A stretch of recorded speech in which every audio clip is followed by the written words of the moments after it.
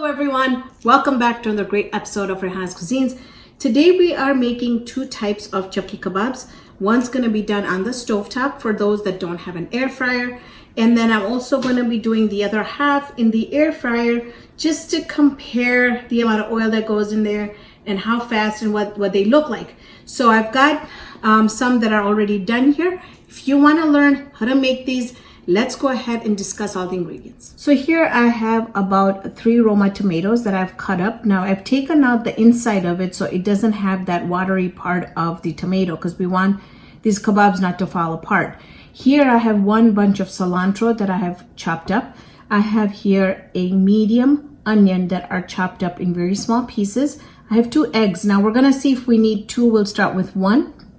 Here I have about 1/4 cup of gram flour, which is chickpea flour, and that can be substituted with other flours as well, or you could do breadcrumbs, but I found that the taste really stays really well with the chickpea flour. For our spices here, I have 1 tablespoon of Cajun seasoning, 1 tablespoon of garam masala, 1 tablespoon of cumin powder, 1 tablespoon of coriander powder, and 1.5 tablespoons of lemon pepper. Now, as far as the lemon pepper, I will make 1 and then I will see if I need to put more flavor in there, and then I'll go and increase it to if I need to put more lemon pepper in there. We're also going to do some salt to taste. We should go with at least 1 teaspoon to begin with.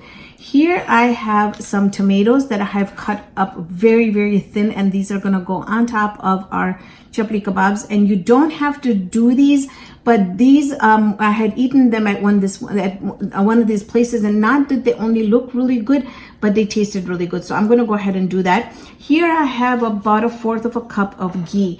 Now I'll talk about this because this is melted ghee, and the reason I'm using melted ghee is because we are using 4 pounds of ground breast and actually tenders, because that's all I had in the house. So what happens is now the tenders does not have any fat on it, and we need to put some fat back into the kebabs so that they taste good and they hold together. So if you wanted to go ahead and you wanted to use the leg or thigh pieces, you could. We have a hard time finding a butcher that will actually do like a small amount if I needed it.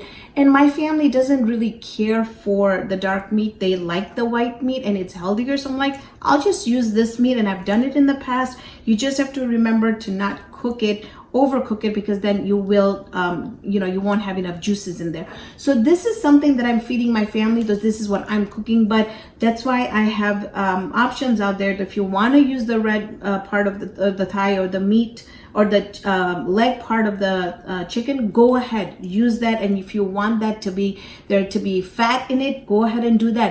I have an issue with the skin, the fat being into the meat. So I would rather do this form of fat going into the kebab than having the chicken fat. So that's just personal preference. We have some olive oil here that we're going to use because I'm also going to set up a stove here that we're going to do 2 types. We're going to do some in the or the air fryer, and 1 on top of the stove, so that if you don't have an air fryer, you have an option of using the stove.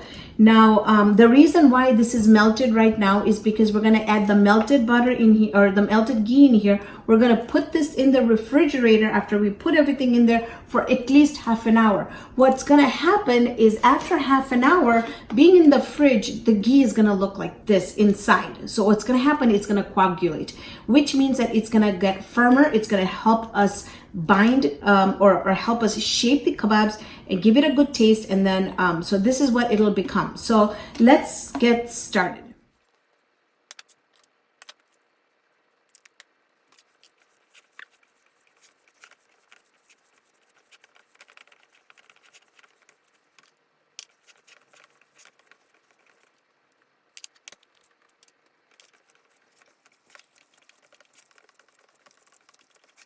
So we only ended up using 1 egg because I think the mixture is good enough. This is an amazing kebab. Look at the colors that it has in there. So at this point, it goes in the refrigerator for half an hour. When we come back, we're gonna start putting these together. Very important thing we're gonna add in here is 2 tablespoons of ginger, fresh ginger and garlic. So our mixture is out from the fridge. I 30 minutes, it had to be in there. So make sure it's in for 30 minutes. It looks like it's set very well. I have some oil here. Now, we're gonna be making the healthier version of these. So I'm not gonna be pan frying these. I'm just have a little bit of oil in my frying pan. And we're gonna be just using that oil, all right? And if you're doing them in the air fryer, then I'm not gonna add any more oil. It's just gonna be what I have used on what I do kind of make the form. Now, I did go ahead and make my little taster version, which is right here, and it was lacking a lot of seasoning. So I went ahead and added another tablespoon of garam masala inside. The full recipe will be in the description box below.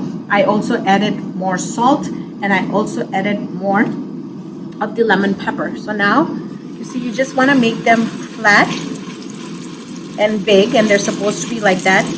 They're not supposed to be completely round. I mean, they're supposed to be a little oval, but it really doesn't matter.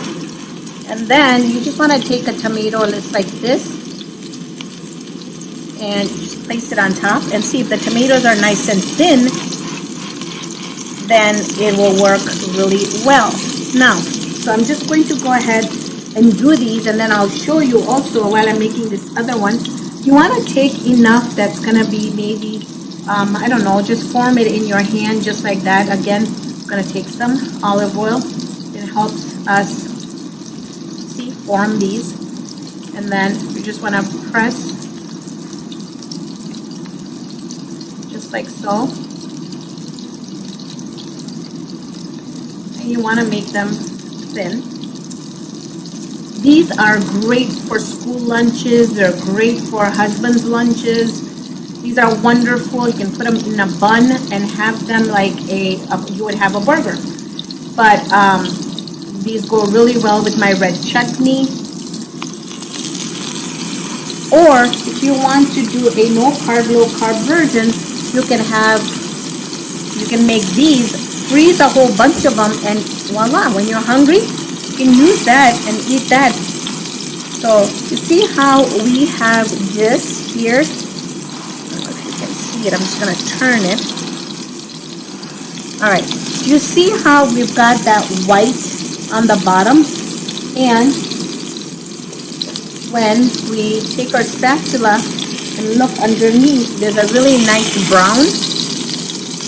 So now we're going to turn them. See? So that's how you want to keep on doing these. I'm going to go ahead, make some more, and then when we come back, I'm also going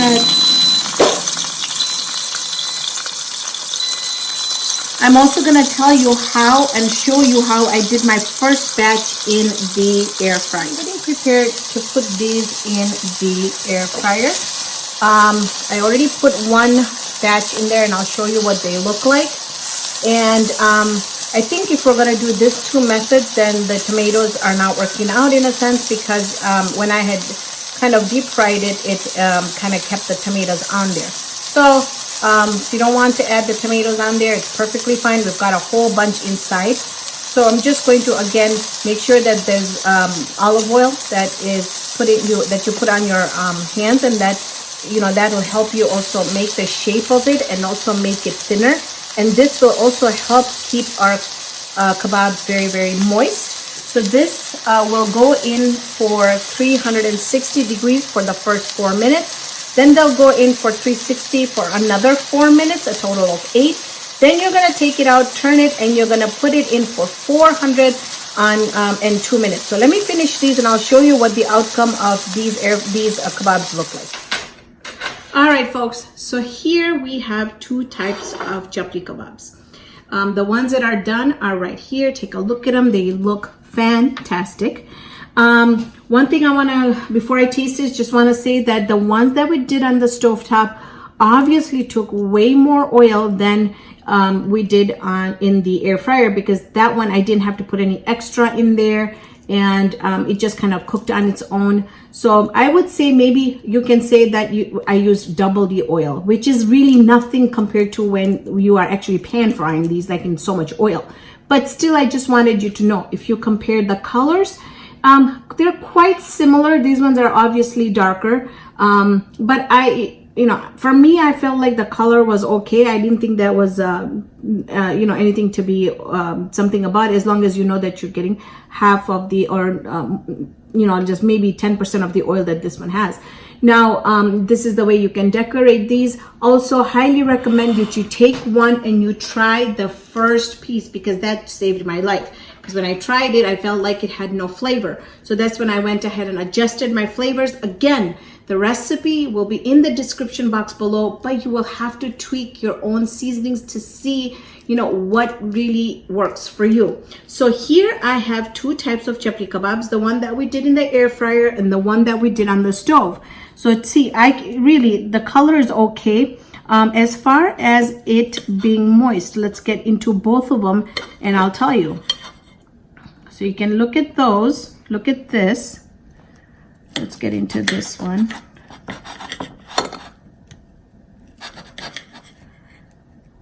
And let me put this one up, that way you can see.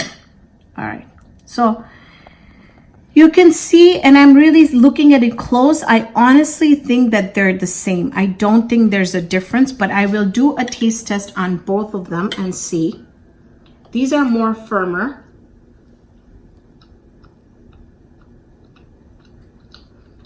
I'm so glad that I added those extra spices in there. Oh my God, these are hitting the spot. They've got enough salt, enough lemon pepper in there.